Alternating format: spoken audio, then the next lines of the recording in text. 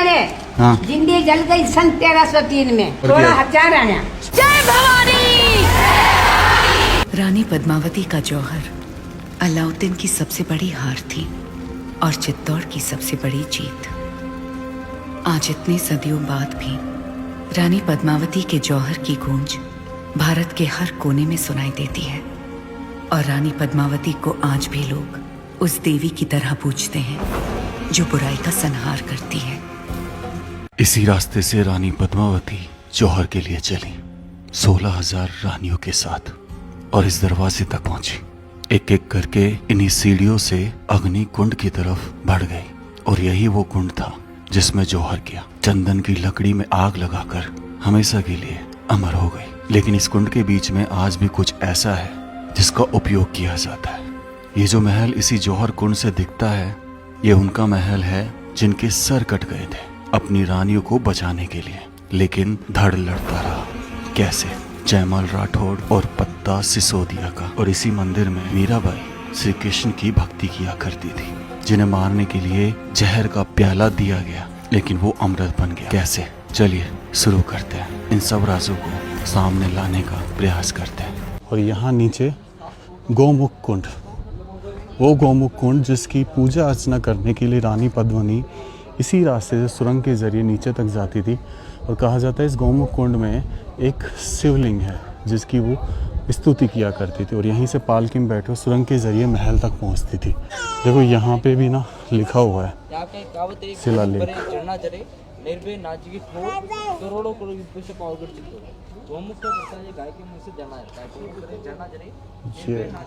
दोस्तों यहाँ से तो इस साइड चले जाएंगे, वहाँ पहुँचना है अपन को, तो अपन ऐसे चढ़ के उधर जाएंगे। चलिए। अब हम ऐसा बताया जाता है कि रानी पद्मावती पालकी में बैठकर सुरंग के जरिए यहाँ तक आती थी गौमुख कुंड तक। और गौमुख कुंड का पानी सर्दियों में गर्म और गर्मियों में ठंडा रहता है नेचुरली और निरंतर बहता रहता है गौमुख से। कहाँ से आता आज तक कोई नहीं बताया गया। ऐसे यहाँ पे 84 तालाब बनाए गए, लेकिन आज सिर्फ 11 वर्किंग है। आ जाइए नीचे चलते हैं। अब देखो ये वही रास्ता है, ये सीढ़ियाँ जब रानी पद्मावती ने इस जगह को फील किया होगा।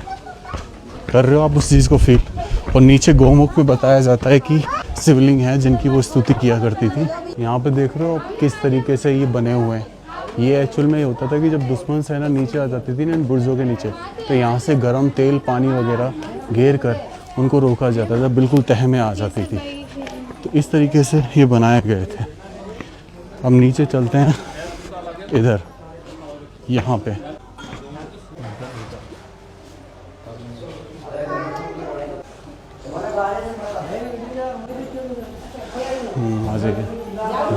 ये जो आप देख रहे हैं पद्मा रानी की मूर्ति, ये इस तरीके से क्यों है अम्मा जी? ये इसी जगह बनाई हुई है। अच्छा, ये ऐसे सोच रही हैं और ये सामने मिरर लगा हुआ है। हाँ। क्या सोच रही हैं ये? भगवान मेरे को ऐसी सुंदर क्यों बनाई? अच्छा, मेरे को ऐसी सुंदर नहीं बनाते तो युद्ध नहीं होता। अच्छा। मेरे को भी जिंदा नहीं जलना पड़ता। अच्छा। आज अभी मैं हॉस्पिटल से आई हूँ। अच्छा, कुछ पहले भेंट करो फिर बाद में वीडियो बनाओ। और ये क्या है? ये इतनी रानी हाँ। जिंदगी जल गई सन 1303 में। अच्छा। 25 और सच्ची बात है। अच्छा अच्छा अच्छा, इतनी रानियों के साथ जौहर किया? 16,000 रानियां। 16,000 रानी। सन 1303 में अलाउद्दीन खिलजी मेहमान आए तो पद्मा रानी इतनी खूबसूरत थी, अलाउद्दीन खिलजी की नियत खराब हो गई कि ऐसी रानी अपन के महल में होनी चाहिए। अच्छा। लेकिन पद्मा रानी ने हार नहीं मानी। भगवान राम जी से प्रार्थना की गई, भगवान राम जी नारायण मैंने इतनी सुंदर क्यों बनाई? मारे कारण बेकसूर आदमी मारे गए, वो कल मैंने भी जिंदो जलना पड़े। अगर मैं जोर नहीं करूंगा तो अलाउद्दीन जी मेरे को ले जाएगा।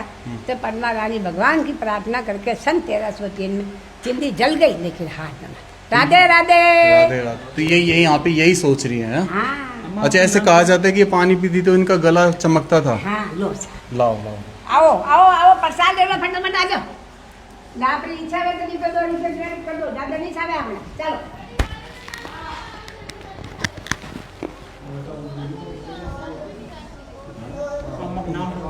अम्मा का नाम क्या है जो अंदर है? शांताबाई। शांताबाई जी ने अभी हमें बताई बहुत अच्छी स्टोरी। अब हम आपको गौमुख दिखाते हैं। ये वो तालाब है जो अक्सर आपने फ़ोटोज़ में देखा होगा। देखो ये है वो गौमुख, दिख रहा है आपको? इस गौमुख में से पानी आता है लगातार। एक गौमुख वहाँ पे भी दिख रहा होगा झरना। इनमें से लगातार बहता रहता है। भगवान भोलेनाथ जो यहाँ पे दिख रहे हैं, ये कभी कभी तो पानी में जलमग्न रहते हैं। ये पानी का लेवल जो दिख रहा है वो यहाँ तक आ जाता है, तो ये कभी यहाँ तक जलमग्न ही रहेंगे। जय हो। ये है गौमुख। और वो क्या है?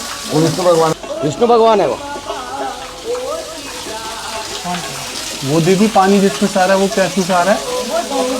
वो गौमुख है। दोनों गौमुख हैं। अच्छा अच्छा अच्छा। ये पानी आज 12 महीने आता रहता है, 24 घंटे।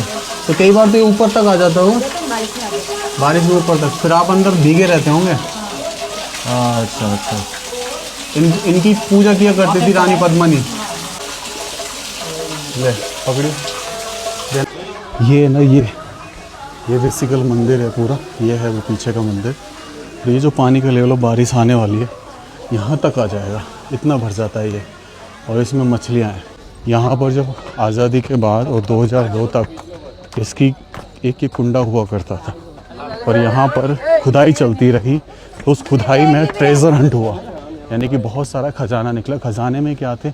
औरतों के गहने थे, कंगन, हार, ये सब चीज़ें। तब वो जौहर की घटना थी, उसको बताया गया कि 20 मीटर ये नीचे कुंड था और इसको भर दिया गया और इसको जौहर स्थल बताया गया कि ये वो स्थान है जहाँ पर रानी पद्मिनी ने अपनी 16,000 रानियों के साथ पहला जौहर किया 1303 में, जब अलाउद्दीन खिलजी आया।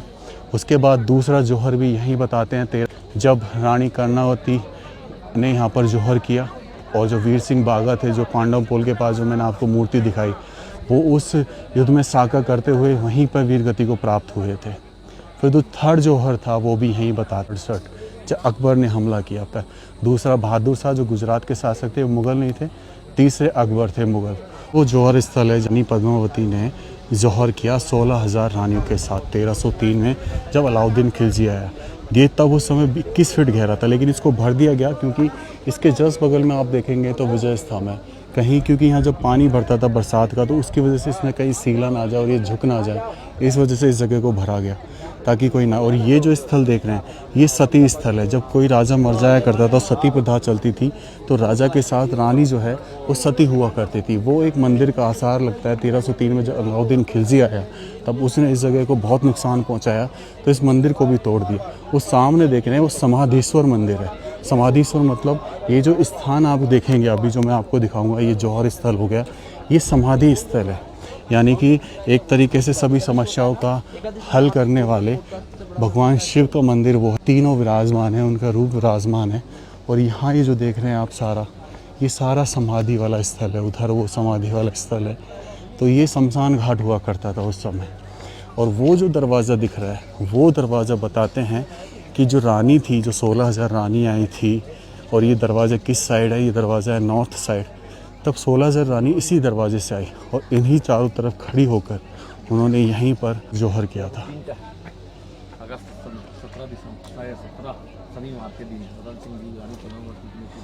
अब आपको दिखाता हूँ कि यहाँ पे बीच में एक हवन कुंड है। हवन कुंड में क्या होता है कि चैत मास की एकादशी को जितने भी राजपूत हैं, फ़िलहाल जो इसके वंशज चल रहे हैं वो उदयपुर रहते हैं, वो राजपूत यहाँ आते हैं और यहाँ पर हवन करते हैं उन सभी रानियों के लिए, दासियों के लिए, उन सखियों के लिए जो रानी के साथ रहा करती थी, जिन्होंने जौहर किया, उनकी शांति के लिए। हर साल चैत मास की एकादशी को, चैत मास मतलब अप्रैल बेसिकली, जो हिंदू नववर्ष का महीना होता है, तो इसमें वो हवन किया जाता है। और ये वो दरवाज़ा जिससे वो सारी रानियाँ आई थी। ऐसे दो दरवाजे हैं, एक ये और एक वो।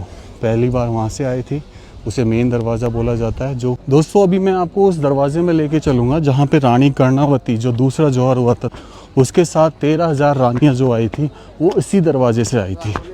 तो इसी दरवाजे को मैं आपको दिखाना चाहता हूँ कि किस तरीके से उन्होंने इस जगह पर, इस कुंडे में चंदन की लकड़ियाँ, तेल, घी में उनमें आग लगाकर एक एक करके जौहर किया था। और ये जो आप देख रहे हैं, ये सब समाधि हैं। ये देखो भाई, ये है वो दरवाज़ा। कितना सुसज्जित लग रहा है आज भी। अब सोचो, थोड़ा अज्यूम करो कि जो सीढ़ियाँ उतरती दिखाई गई थी ना रानी द्वारा, मैं आपको दिखाता हूँ, कुछ ऐसे थी वो। यहाँ पीछे से लेना शॉट, पीछे से वो बावड़ी का सीन दिखाया होगा ना आपको, ऐसे मूवी में इतना सारा, तो ऐसे उतरती हुई दिखाई जाती कुंडे में, ऐसे ऐसे ऐसे ऐसे ऐसे ऐसे। वो दरअसल वो कुंडा वहाँ था, वो सीढ़ियाँ यहीं कहीं पहले शूट चल रहा था चित्तौड़गढ़ में, पर वो कैंसिल हुआ क्योंकि आक्रांता करणी सेना आ गई थी। बाकी इस गेट की डिज़ाइन देखो, उन चीज़ों को फील करो जब एक एक करके रानियाँ यहाँ से आई होगी। और यहाँ पे कुछ शिलालेख है, ये रहा, कहिए फील कर सकते हैं आप कि कैसे लिखा गया है। देखो दूर से मैं इसकी फ़ोटो लेके आपको स्पेशल दे दूँगा, पर आप इसको मैं दिखाने की कोशिश करता हूँ। ये देखिए, अगर आप इसे डिकोड कर पाए तो लिखा तो ये संस्कृत में ऐसे ही लग रहा है, या कोई और भाषा हो। संस्कृत तो नहीं है, खैर ये है तो कोई और ही भाषा, हिंदू वाली भाषा। ये कितने तरीके से बनाया गया, ये देखो, इनको तोड़े बोलते हैं, ब्रैकेट्स। ये जगह सीधा राजमहल से कनेक्ट थी, राणा कुंभा के महल से, जो मैंने आपको पार्ट 1 में दिखाया था। कहते हैं कि राणा कुंभा के महल से यहाँ तक कभी सुरंग आती थी, और हमने सुरंग के निशान भी देखे थे पार्ट 1 में। लेकिन अब वो जनहानि ना हो जाए, इस डर से वो सब चीजें बंद कर दी हैं। दरअसल हम जब इस रास्ते पर थे तब ये रास्ता हमें इसी दरवाजे तक लेके आ रहा था, जंगलों के बीच में से। अब सोचिए वही रास्ता है जब वो आखिरी बार अपने जीवन को त्यागने के लिए निकली। जब सब खत्म, उन्हें पता है कि इसके आगे अब कुछ नहीं। कैसा महसूस कर रही होंगी वो? शायद मेरे हिसाब से गर्व महसूस कर रही हूँ कि किसी के हाथों लज्जित होने से अच्छा है जीवन त्याग देना। ये कोई सुसाइड नहीं था, ये था सैक्रिफाइस, त्याग। ऐसा त्याग जो एक एक करके 3 बार हुआ। 1303 में रानी पद्मावती ने 16,000 रानियों के साथ, 1535 में बहादुर शाह गुजरात के शासक ने जब हमला किया, तब रानी कर्णावती ने, जो महाराणा प्रताप की दादी थी, उन्होंने 13,000 रानियों के साथ। और आखिरी जो अकबर की वजह से हुआ, जब उसने यहाँ पर युद्ध किया, तकरीबन 7,000 रानियों ने। जयमल राठौड़ और पता सिसोदिया की पत्नी फूल कंवर, जो उनकी माता ने किया था। इससे बड़ा क्या हो सकता है जब आपको पता चले कि अगले ही पल आपका जीवन समाप्त होने जा रहा है। चलिए आगे बढ़ते हैं इस किले की तरफ। आपको वो मंदिर दिख रहा है, वो जगह जो दिख रही है वो देखो, ये एक्चुअल में 3rd शाखा हुआ था ना, यानी कि 3rd जो जौहर हुआ था, जयमल राठौड़ और पत्ता सिसोदिया, उनकी हवेली है। पत्ता सिसोदिया सिर्फ 16 साल के थे, और जयमल राठौड़ की पत्नी थी फूल कंवर जी। तो उनकी मृत्यु के बाद जयमल राठौड़ जो घायल हो गए थे ना, तब उनको वीर कल्ला जी राठौड़ ने अपने कंधे पर लिटाकर और जो शाका किया, यानी भगवा फहन कर लास्ट में मुगलों के छक्के छुड़ा दिए थे। अकबर उस समय युद्ध लड़ रहे थे, तो अकबर ने भी उनके सम्मान में हाथी पर उनकी मूर्ति बनवाई थी वहाँ पर आगरा में, लेकिन बाद में उसे औरंगजेब ने तोड़वा दिया था। तो अब हम सीधा चलते हैं इधर, तो यहीं वो 3रा जौहर भी हुआ।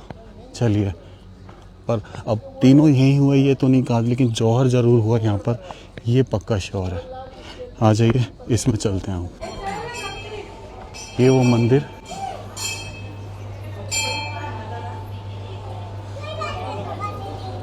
जिसमें देखो कितने क्लियर है कीर्ति मुख, कितने क्लियर है।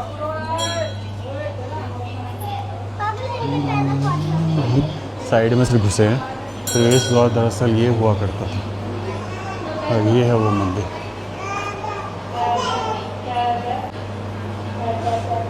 क्रिएटर, सपोर्टर और डिस्ट्रॉयर।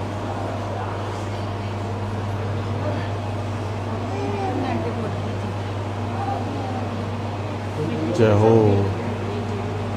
सामने आप देख रहे हैं, ये है विजय स्तंभ। सबसे पहली चीज़ बता दूं कि पुलिस का जो चिन्ह होता है ना, कांस्टेबल का जो सिंबल होता है, उस पर राजस्थान पुलिस का, उस पर विजय स्तंभ आपको दिखाई देगा। टिकट, भारतीय डाक टिकट जो थी पहली, उस पर भी ये बना था 1 रुपये की टिकट पे। और इवन हमारा जो RBSC बोर्ड है, राजस्थान बोर्ड, उसमें भी ये सिंबल आता है। इसकी ऊंचाई 122 फीट है, यानी 37.19 मीटर। 157 सीढ़ियाँ ऊपर तक जाती हैं। 9 मंजिल का ये स्तंभ, विजय स्तंभ जिसे बोलते हैं, टावर ऑफ विक्ट्री, ये राणा कुंभा ने बनवाया था। गुजरात के शासक थे अहमद शाह, और मालवा के शासक थे महमूद खिलजी। इन दोनों को हराया था उस समय। तब उसकी जीत की जश्न में, उसकी जीत की याद में इस जगह को बनवाया गया था। इसको टोटल 8 साल लगे बनने में। 1448 से लेके 1456 तक बनाया गया। कई लोग क्लेम करते हैं कि 10 साल लगे। लॉकडाउन तक ये जगह खुली थी, लेकिन उसके बाद ही बंद कर दी गई। लॉकडाउन लगा उसके बाद जस्ट बाद, फिर खुली नहीं कभी है। इस पर अगर आप देखेंगे तो हमारे महाभारत, रामायण और रामलीला के जो चिन्ह हैं उनको उकेरा गया है। 33 उच्च कोटि देव देवताओं को उकेरा गया है और ऊपर तक ये जाता था, लोग जाते थे इसमें ऊपर तक। सबसे बड़ी बात यही है कि इसको बनाए रखने के लिए एक चीज़ का मैं आपको बताऊंगा। पहले आज ही इसको दिखाता हूँ कि जब यहाँ पे समय समय पर अकबर का भी जब आगमन हुआ था ना, बाद में जब थर्ड अपना जौहर हुआ था, तब भी देखो इसकी जो मूर्तियाँ अगर आप देखेंगे, इसकी भी मूर्तियों को कुछ हद तक खंडित कर दिया गया है। चेहरा पूरी तरीके से मिटा दिया गया। साफ दिखता है कि किस तरीके से इसे खंडित किया गया। 122 फीट ऊंचा। अब ये देखेंगे ना, नीचे से इसका स्तंभ चौड़ा है, बीच में पतला और ऊपर से चौड़ा। एक भगवान शिव के डमरू की तरह बताते हैं कि इसको बनाया गया। हालांकि लॉजिक क्या था ये तो हम नहीं जानते, पर ऐसे कुछ लॉजिक्स लगाए जाते हैं। अब यहीं से हम चलते हैं तो यहीं पे बहुत सारी ऐसी चीज़ें हैं जो आपको देखनी चाहिए। और ये ऊपर जाने का स्थान हुआ करता था जो बंद कर रखा है। देखो यहाँ से आपको सीढ़ी नज़र आएंगी, लकड़ी की सीढ़ी बन रही है ना। ये रानी पद्मिनी का दासियों का महल है, जहाँ रानी पद्मिनी की दासियां रहा करती थी। कई बार उन्हें पद्मावती भी बोला जाता है। इस महल में जब आप प्रवेश करेंगे तो आपको एक दरी खाना दिखाई देगा। मुगलों के समय में इस दरी खाने को दीवाने आम, दीवाने खास बोला जाता था, और आज के समय में कहे तो हमारा लिविंग रूम और ड्राइंग रूम। जब भी कोई गेस्ट आता था तो वो इसी जगह ठहरता था, और गेस्ट के रूप में बहुत सारे लोग आते थे। उनमें से एक अलाउद्दीन खिलजी भी था जो मेहमान बनकर आया था और इसी जगह ठहरा था। एक आशा लिए जो उसने सुना था कि चित्तौड़गढ़ की रानी पद्मावती बहुत सुंदर है। जब वो पानी पीती है तो उसका गला चमकता है, इतनी सुंदर। और इस सुंदरता को देखने के लिए उसने युद्ध कर दिया था। इसी महल में आगे चल के वो कमरा भी है जहाँ पे रानी पद्मावती की परछाई या कहें उनके प्रतिबिंब को अलाउद्दीन खिलजी को दिखाया गया था। लेकिन कैसे दिखाया गया था उसका राज मैं आपको बताने जा रहा हूँ। लेकिन उससे पहले आपकी बात तो कैसे देखा होगा, चलिए इस चीज़ का थोड़ा सा खुलासा करते हैं आगे चलने के बाद। अभी तो फ़िलहाल इसको डेकोरेट कर दिया गया, जैसे जैसे लोग आ रहे हैं उसके हिसाब से गार्डन बगीचों में बदल दिया गया है। इधर मुड़ेंगे क्योंकि डायरेक्शन इधर ही लेके जा रही है हमें, सामने से तो बंद है। तो क्या था, अलाउद्दीन खिलजी ने जब इस चित्तौड़गढ़ किले को घेर लिया था ना, वो इसलिए घेरा था कि भाई उन्होंने चर्चा सुनी थी कि जो यहाँ की जो रानी है वो बहुत सुंदर है, बहुत सुंदर। इसमें दासियां रहती थी और इस महल के आगे एक जल महल है, क्योंकि रानी पद्मावती राणा कुंभा महल से समर के दिनों यानी गर्मी में आया करती थी और उस जल महल में जाकर दोपहर का समय व्यतीत किया करती थी। और दासियां उनको इस झरोके से देखा करते थे। जब भी किसी चीज का इशारा होता था तो इसी झरोके के बाहर आपको ये टनल दिख रही है जो नीचे की तरफ सीढ़ियां उतर रही हैं, ये नाव तक जाती थी। उस नाव में बैठकर जल महल में रानी पद्मावती की चीजों को भिजवाया जाता था। एक तरीके से ये समय था जब वो गॉसिप किया करती थी। और इसी जगह वो कमरा है जिसमें काफी समय तक बताया जाता था कि यहाँ पर लगे दर्पण में जो लगे भी हुए थे जब तक पद्मावती मूवी नहीं आई, में रानी का प्रतिबिंब दिखाया गया। लेकिन वो गलत था। यहाँ पर दरअसल 1965 में गाइड मूवी की शूटिंग हुई थी। आज फिर जीने की तमन्ना है एक गाना भी शूट हुआ था, तब वो शीशे उसी ड्यूरेशन में लगाए गए थे और बाद में उनको तोड़ा गया। जब पद्मावत मूवी आई तो करणी सेना ने विरोध करने के लिए उन शीशों को तोड़ दिया। लेकिन फिर कैसे देखा सामने इस जल महल में रानी पद्मावती को, क्योंकि सीधे तो नहीं देखा था, ऐसा इतिहास में लिखा हुआ है। तो दरअसल उस समय धातु के मिरर चला करते थे, धातु में परछाई दिखा करती थी। तो ऐसा कहते हैं कि रानी पद्मावती की परछाई पहले पानी में गई और पानी की परछाई उस धातु के मिरर यानी दर्पण में दिखाई दी। और कुछ लोग मिस्र में जो शीशा था उसके पीछे लेड लगाकर भी दर्पण बनाते थे, तो उस तरह का दर्पण भी हो सकता था जो कि 13वीं शताब्दी में ही खोजा गया था। लेकिन वो दर्पण तो नहीं था जो आज का हम यूज करते हैं। तो इस तरीके से देखा गया था एक रिफ्लेक्शन का भी रिफ्लेक्शन। और बताते हैं कि यही सबसे बड़ी गलती करी थी रावल रतन सिंह ने, जो उनके पति थे, जिसकी वजह से अलाउद्दीन खिलजी ने रानी पद्मावती को पाने के लिए युद्ध छेड़ दिया। और सब जगह तहस नहस मचा दी, लेकिन फिर भी वो जीत कर हार गया था। जानते ना क्यों? क्योंकि रानी पद्मावती और इस किले की रहने वाली 16,000 रानियों और दासियों ने मिलकर उस जौहर कुंड में जौहर कर लिया था। कहा कि दुश्मन देश के हाथ लगने से अच्छा है हमारी राख उसके हाथ लगे। जौहर कई तरह का होता है राजस्थान में।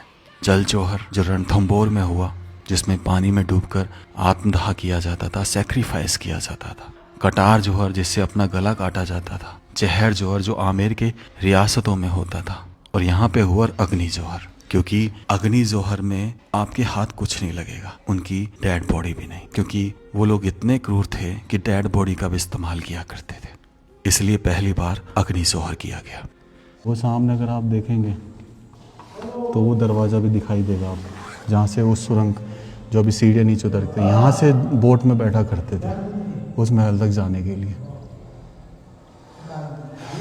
तो हमने फाइनली वो दासी का महल देखा, रानी पद्मिनी का महल देखा, मीराबाई का मंदिर देखा, विजय स्तंभ देखा जो पुलिस के बैच पे लगा रहता है, आरबीएसई बोर्ड के साइन पे लगा रहता है, इवन टिकट पे लगा रहता है।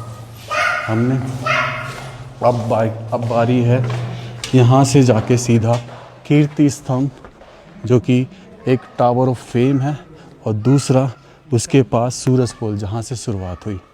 आ जाइए अब इधर ये हिस्सा और देखते हैं दासियों में। ये बड़ा स्ट्रक्चर बहुत प्यारा सा बना हुआ है, कितना गोल सा आर्च दे रखा है, ऊपर देखो पॉइंट्स बना रखे हैं देखने के, झरोके।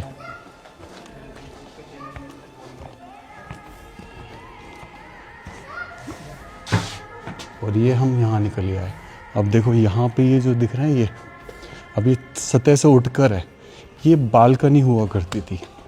अब ये दर्शाता है कि कंस्ट्रक्शन कि ये ऐसा लगता था कि ये जो चीज़ है ये कितनी नीचे चली गई है कंस्ट्रक्शन के हिसाब से, क्योंकि इतना नीचे बालकनी तो नहीं होती थी। यहाँ पे देखो छेद भी है, तो यानी कि बारिश का पानी निकलता है तो यहाँ से बाहर भी आ जाता है। ये दरवाज़ा खिड़की के लॉक का सिस्टम है जो ऊपर यहाँ कहीं रहा होगा। तो ये बालकनी है चारों तरफ, हर तरफ। अब ये इतनी छोटी क्यों बनाई गई झरोके, या फिर कहें कि नीचे से सतह को काफ़ी उठा दिया गया है। ये पहली मंजिल हुआ करती थी, कुछ नहीं कहा जा सकता। हर एक सेपरेट रूम है, हर एक दासी का सेपरेट रूम। यहाँ पर ये कुंदे दर्शा रहे कि यहाँ पर्दा लगा करता था, अंदर दासी रहा करती थी। और ये बालकनी हर दासी के लिए एक झरोका, ऐसे बैठ के आराम से यहाँ से देखा करती थी एक्टिविटीज़ को। तो ऐसे जितनी दासियाँ रही होंगी ना, उतने कमरे बनाए गए। ये जो आप देख रहे हैं ये है भीमलत कुंड।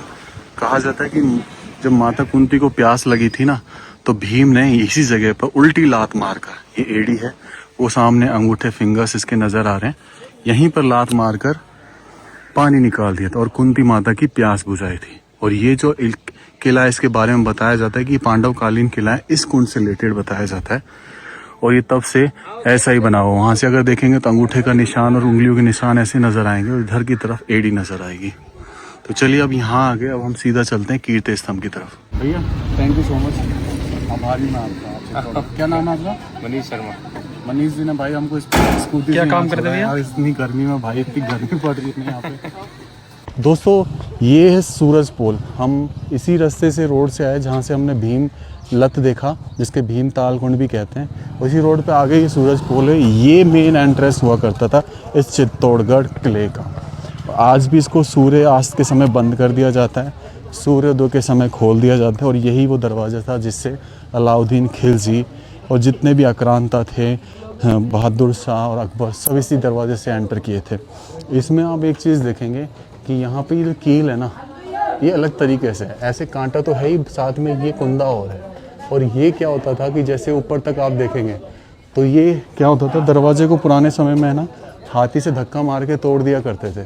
तो ये कील इसलिए लगाए जाते थे कि हाथी जब डायरेक्टली इनको तोड़ ना पाए, और इन पर जहर का इस्तेमाल किया जाता था ताकि वो बेहोश हो जाए या मर जाए डायरेक्ट। तो फिर इसका भी उन्होंने तोड़ निकाला। इसका तोड़ ये था कि हाथी के आगे स्वर्ण,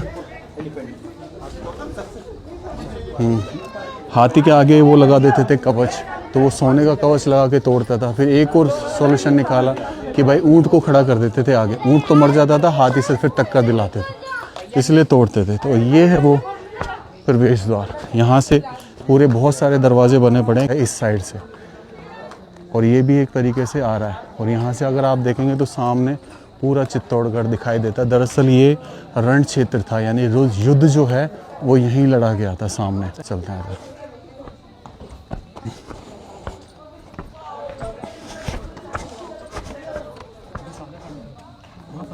अरे यहाँ से आ जाना कमीन।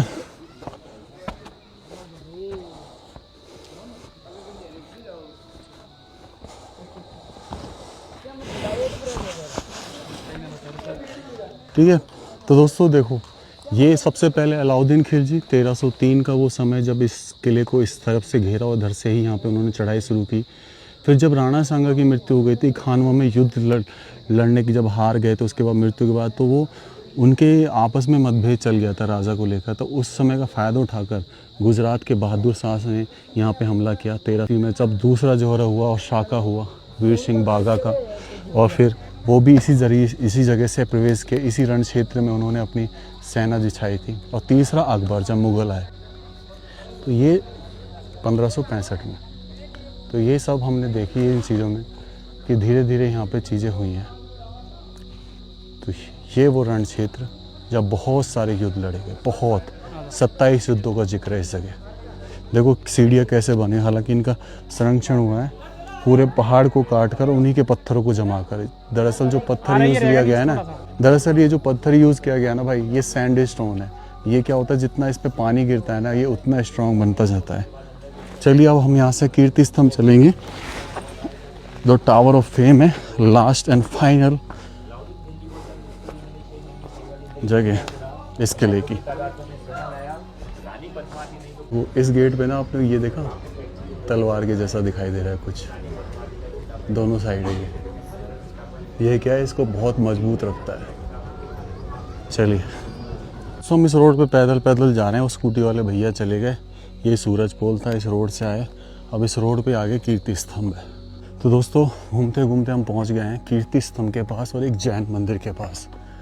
ये कीर्ति स्तंभ टावर ऑफ फेम कहलाता है। दोस्तों ये है यहाँ पे प्रथम जैन मंदिर, आदिनाथ भगवान को समर्पित ये कीर्ति स्तंभ है, जिसका निर्माण बघेरवाल संप्रदाय के श्रेष्ठ चीज़ा और पुण्य सिंह ने विक्रम संवत 1301 में करवाया था। 24.5 मीटर का ये ऊंचा है, 6 मंजिल का ये इमारत है। अंदर चढ़ने के लिए सोपान यानी सीढ़ियाँ हैं, 12 स्तंभों पर आधारित एक मंडप है। निचले तल भाग के चारों दिशाओं में चारों तीर्थकर की मूर्तियाँ हैं। ऊपरी मंजिलों को सैकड़ों मानव आकृतियों से अलंकृत किया गया है। इसके समीप ही ऊंची जगती पर स्थित 14वीं शताब्दी में निर्मित जैन मंदिर है, जो कि योजना में गर्भगृह तथा मंडप युक्त है। मंदिर का बाह्य भाग मूर्तियों से अलंकृत है। ये तो वो मंदिर है जो 14वीं शताब्दी में बना था। बाह्य भाग देख रहे हैं आप, ये इस पर मूर्तियाँ बनाई गई हैं, ठीक है। और ये वो कीर्ति स्तंभ है जो 6 मंजिल का है। अंदर सोपान बने जाने के लिए, देखो ये सीढ़ियाँ हैं लेकिन बंद कर रखी हैं। यहाँ से ऊपर जा सकते हैं, 6 मंजिल का है, 24.5 मीटर की इसकी ऊंचाई है। ऊपर जाके देखेंगे तो सोपान से बने पड़े 12 स्तंभ है ऊपर अगर आप ध्यान से देखेंगे तो यहाँ पे 12 स्तंभ से बना हुआ एक भव्य है, 4 इधर 4 इधर ऐसे करके कुछ बनाया गया है। देखने पे ऐसा लगता है। और बाहर जो ये इसके चारों तरफ जो ये ना ये जगती जहाँ पे ये बना हुआ है स्तंभ जो है इसका आधार, वहाँ पे चारों तरफ इसमें मूर्तियाँ हैं इनके तीर्थकरों की। तो ये कीर्ति स्तंभ बनवाए जाते थे भगवान आदिनाथ को समर्पित। ये इंग्लिश में है भाई। और यहाँ से ये मंदिर दिखा देता हूँ मैं आपको। ये मंदिर कौन से भगवान है ये? कौन से गुरु जी हैं? ये वो मंदिर है जिसका निर्माण बप्पा रावल जी ने कराया था 8वीं सदी में। जब 1303 में अलाउद्दीन खिलजी का हमला हुआ था ना, तब इसकी जो मूर्ति थी बड़ा भगवान को समर्पित था, ये विष्णु जी के अवतार, उनको खंडित कर दिया। तो राणा कुंभा जब आए तब उन्होंने इसको रिनोवेट कराया। अब सामने से हम देख रहे हैं तो गुजरात के सोमनाथ जैसे मंदिर की तरह लुक दे रहा है। अभी हम इसको हम साइड में से दिखाएंगे, लेकिन पहले अंदर चल के आपको वो दिखा देते हैं कि अब प्रेजेंट में किन की मूर्तियाँ हैं।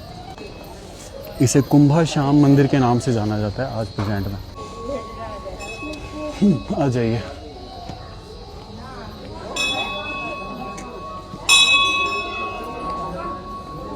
तो ये वो मंदिर है। अब हम मुख मंडप से होते हुए,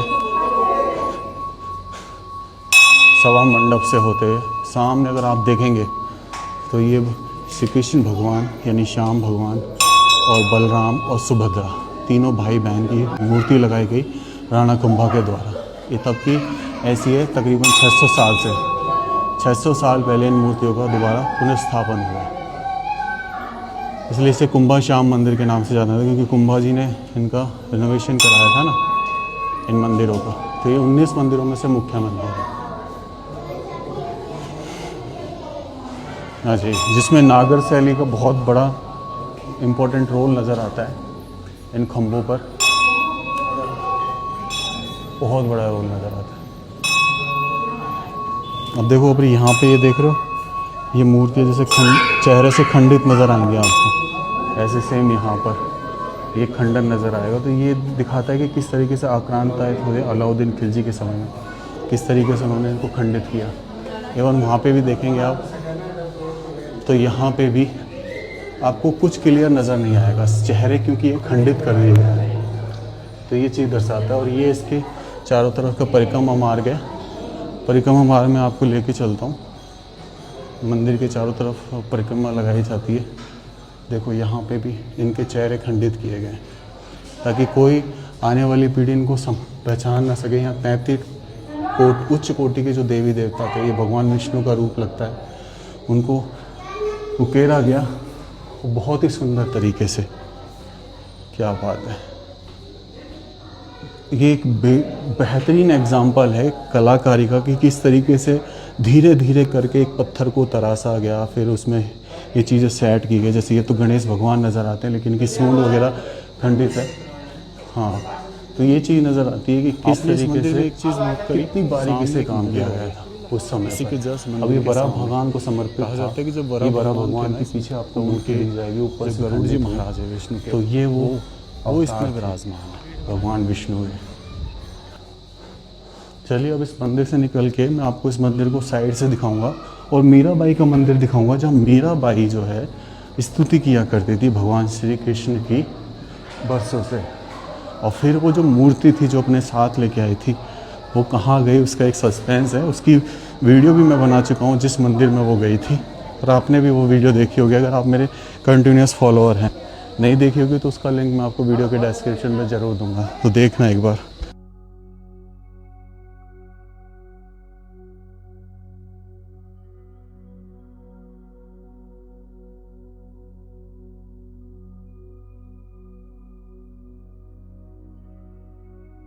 यहाँ से देख रहा हूँ साइड से, और सीरियसली ये बहुत अच्छा दिखाई दे रहा है। आप देखने के लिए एक्साइटेड हो तो देखिए, चलिए आ जाइए। ये दरअसल दिखाई दे रहा है आपको भगवान जगन्नाथपुरी के जैसा उड़ीसा में जो मंदिर बना हुआ है साइड से। सामने में गुजरात के सोमनाथ मंदिर के जैसा दिखाई दिया, साइड से भगवान जगन्नाथपुरी जैसा। और ये है मीराबाई का मंदिर, वो मंदिर जहाँ मीराबाई श्री कृष्ण भगवान की स्तुति किया करती थी।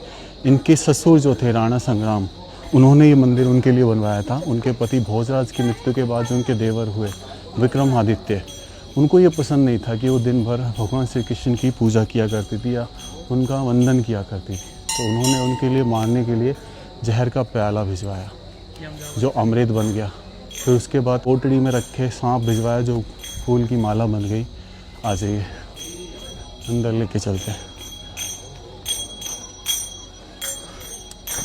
ये इसमें बताया जाता है कि इस तरीके से स्तुति करी थी मीरा ने कि श्री कृष्ण भगवान की जो मूर्ति है वो टेढ़ी हो गई थी, उनको देखने लग गई थी। ये देखिए किस तरीके से दिखाई देती है, देख रहे हैं आप। लेकिन ये वो मूर्ति नहीं है जिनकी वो वंदना किया करती थी। वो मूर्ति गई यहाँ से सीधा जगत शिरोमणि मंदिर आमेर में, जो मीराबाई का मंदिर जो है उसके अंदर आज वो मूर्ति है जो चित्तौड़गढ़ से गई थी।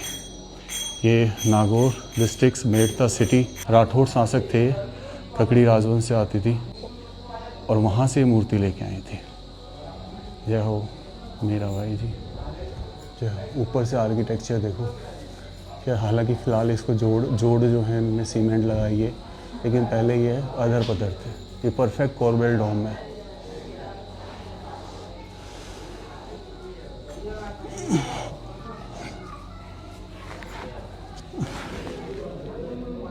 यहाँ पे लकड़ी के काट पे कितने बरसों पुराना ये कहावत है, बहुत पुराना लगता है। ये मीराबाई का मंदिर और ये उनके गुरु जो उनके काल्पनिक चरण स्थल यहाँ पे आपको दिखते हैं, उनको समर्पित ये मंदिर था। जो मीराबाई के गुरु थे। ये देखिए स्ट्रक्चर किस तरीके से बनाया गया, वाह गजब। व्लॉग कैसा लगा जरूर बताना, अपने विचार जरूर रखिएगा, प्लीज कमेंट करे बिना मत जाइएगा। राम राम सा सभी को। खम्मा गणिसा राजस्थान, मेरा देश मेरा भारत।